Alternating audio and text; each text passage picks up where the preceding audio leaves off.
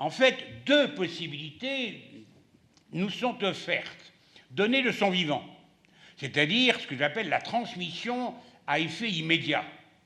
La vraie solidarité, celle qui se met en place au moment où on a constaté que celui qui reçoit pourrait avoir justification de ce qu'on lui donne, on donne de son vivant, on donne avec un effet immédiat. 70% des épargnants d'ailleurs, si on vous interrogeait tous, on constaterait que vous êtes 70% en moyenne à considérer que la donation aux enfants est légitime, c'est une tentation à laquelle vous laisseriez bien, je dirais, voudriez bien succomber. Mais il y a aussi les transmissions au lendemain de sa mort, c'est ce que j'appelle les transmissions à effet différé. Il faudra faire preuve de patience. Les dispositions testamentaires, les donations d'aller vivants, les donations entre époux, etc., participent, je dirais, de cette transmission pour cause de mort.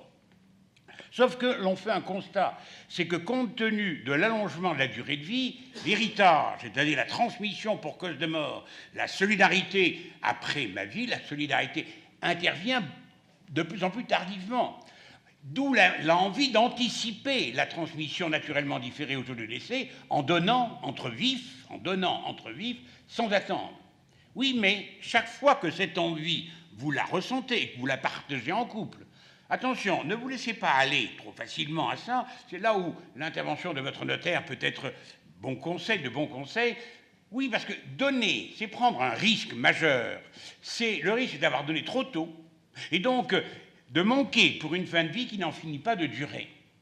On n'a pas pris conscience encore des conséquences liées à l'allongement de la durée de vie.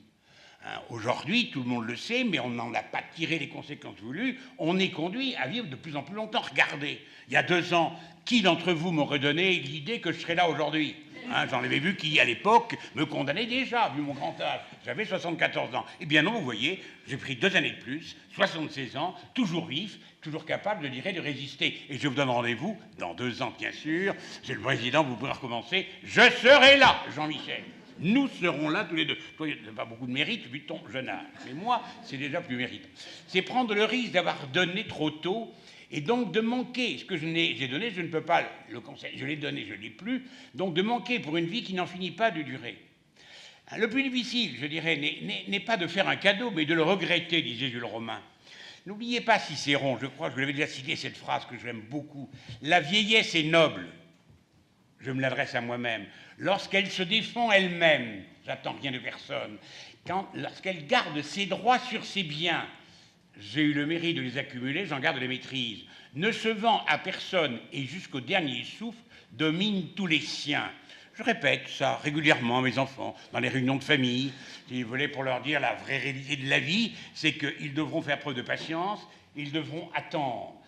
À moi de décider si j'anticipe plus ou moins. Nos anciens le disaient, j'adore cette formule, si vous voulez, très triviale peut-être dans sa forme, n'est-il pas imprudent de se déshabiller avant de se coucher? C'était mon père notaire qui nous racontait ça. Il nous disait, vous savez, les dispositions testamentaires, les décisions pour donner sont coûteuses dans la mesure où une fois que vous avez donné, vous n'avez plus. Donc, est-il bien sage de se déshabiller avant de se coucher?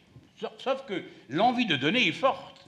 Mais convenons, chers amis, ensemble, qu'il y a probablement un âge pour recevoir. Ce n'est pas à l'âge de 75 ans que vos enfants ils vont peut-être hériter à 75 ans ou à 70 ans. Mais ce n'est pas à ce moment-là qu'ils ont le plus besoin de vous. C'est beaucoup plus tôt. Il y a un âge. Aider les enfants quand ils en ont besoin, c'est leur faire des enfants, les donataires, le plus souvent, lorsqu'ils ont entre 20 et 40 ans. Ça veut dire que si ça correspond à l'âge des donataires, en parallèle, c'est l'âge des donateurs qui en est déduit, et vous donnez à l'âge entre 50 et 70 ans. Au-delà de 70 ans, même si l'envie est forte de donner, attention, ce sera peut-être un peu tard et vous n'aurez plus envie. Pourquoi? Parce que à la donation, ça s'ajoutera la prise de conscience de la peur de manquer.